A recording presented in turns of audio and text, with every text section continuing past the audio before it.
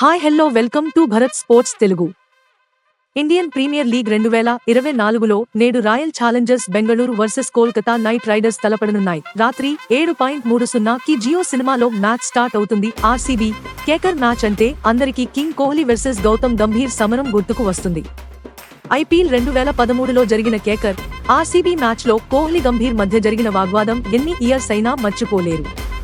ఇదే తరహాలో ఐపీఎల్ 2023లో గంభీర్ లక్నో సూపర్ జైంట్స్ కి హెడ్ కోచ్ గా చేస్తున్నప్పుడు ఇంకోసారి వీళ్ళు ఇద్దరు గొడవపడ్డారు.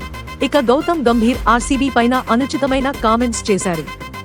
నా కలలో కూడా నేను కోరుకునే ఒక జట్టు ఆర్సీబీ వారు ఇప్పటివరకు ఒక ఐపీఎల్ ట్రోఫీ గెలవకపోయినా కూడా ప్రతిదీ గెలిచారని అనుకుంటున్నాను.